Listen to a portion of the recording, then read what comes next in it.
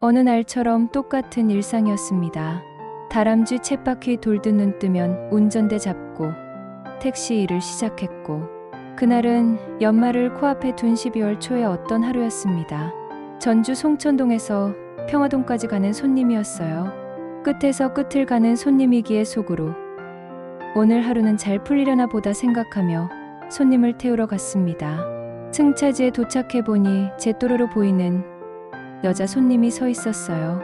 딱 굳는 청바지에 후드티를 입고 있었고 패딩 점퍼를 입고 있었는데, 패딩을 입었는데도 가슴 굴곡이 보일 만큼 글래머러스한 손님이었습니다.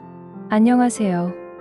기사님, 너무 추워요라며 가벼운 인사말을 주고받고 손님은 뒷좌석에 착석했고, 저는 핸들을 잡고 운행을 하기 시작했습니다. 손님이 탄 곳에서 목적지까지는 한 30분 정도 걸리는 거리였어요. 그렇게 운행을 시작하고 눈미러로 손님과 몇 번의 눈 맞춤이 있었고, 손님이 저를 유심히 쳐다보는 게 운전 중에도 느껴졌습니다. 그렇게 한 5분쯤 지났을까요? 손님이 말을 걸기 시작했어요.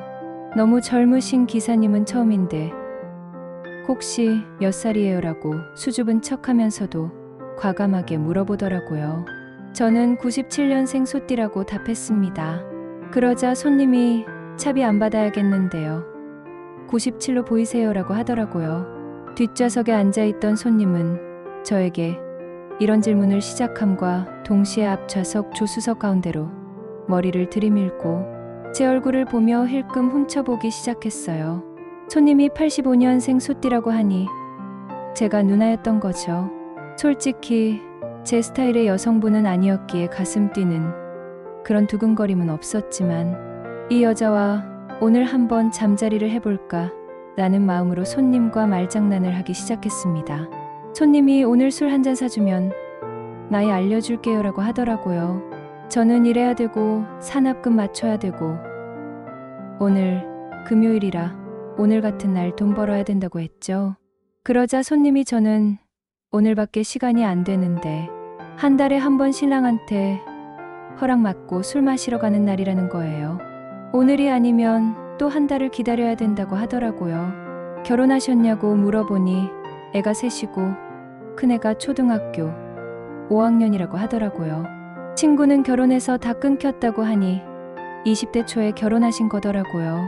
속으로 술 좋아할 것 같았고 오늘 잘하면 한 번 할 수도 있을 것 같았는데, 근데 일은 해야 되고 지금까지 제 돈으로 밀어넣을 만큼 잠자리에 환장하지는 않아서 끝까지 튕기기로 마음먹었어요. 대신 술 다 드시고 끝나면 연락 주시면 집에 다 모셔다 드리겠다고 했죠. 그리고 쉬는 날 잡고 다음 날이든 언제든 그때 술 한잔 하자고 했습니다.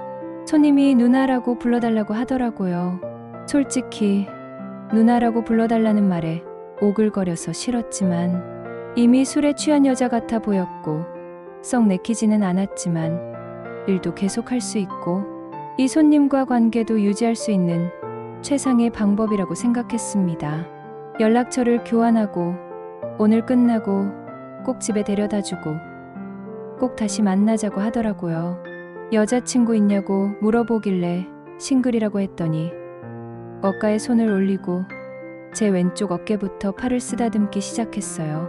어느새 목적지에 거의 도착을 했고 진짜 끝나고 전화할 테니까 데리러 오라고 하더라고요. 그렇게 손님을 내려주고 일을 하는데 30분에 한 번씩 문자가 오기 시작했습니다. 너무 재미없다. 나랑 맥주 한잔 할래. 이런 문자를 몇 번 주고받았고 결국 손님이 하차한 지 6시간 정도 흐른 뒤 손님에게 전화가 왔고 손님을 태우러 갔습니다. 약간 취기가 올라 있었고 뒷좌석이 아닌 앞좌석에 바로 탑승했어요.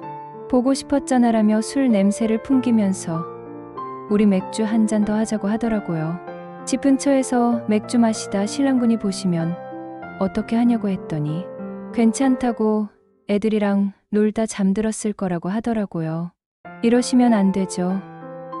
집에 신랑도 있고 그런데 외간 남자한테 이러면 안 되지 않냐고 했더니 자기 젊음이 너무 허무하다고 놀고 싶다고 하더라고요.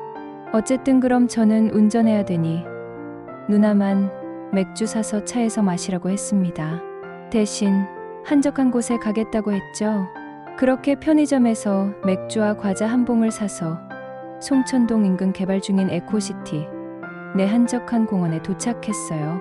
손님은 맥주를 따서 마시기 시작했고 이런저런 하소연도 하고 농담도 하고 그러다가 갑자기 제가 소변이 너무 마려워졌어요. 누나 저 일단 소변 좀 볼게요.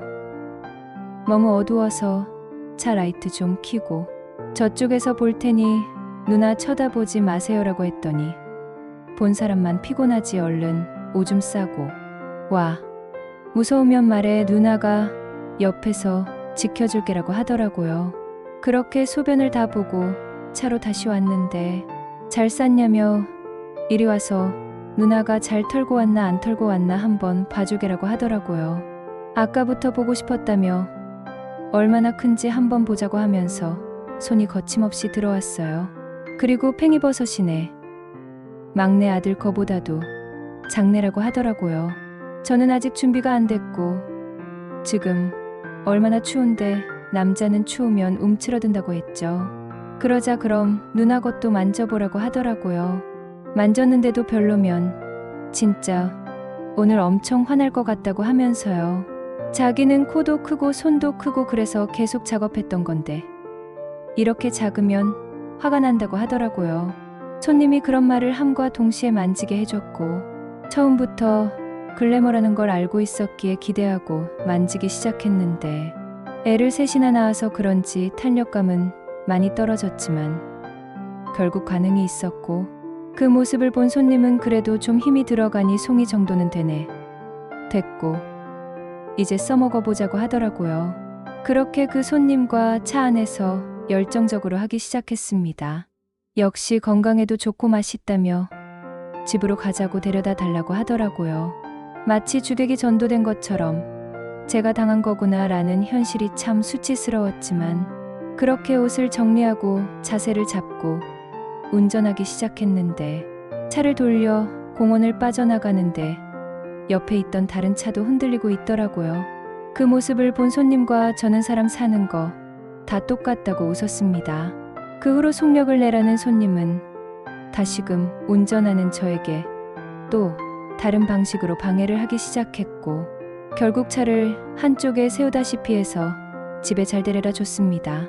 그렇게 그 손님과 잊을만 하면 한 번씩 집에 데려다 달라고 전화가 수차례 오게 되는데 택시를 그만둔 지금에도 가끔 전화가 오긴 하지만 지금은 제가 받지 않고 있습니다.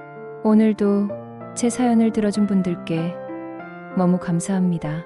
여러분들의 소중한 시청자 사연을 받고 있습니다. 남녀간의 주제가 아니어도 좋습니다.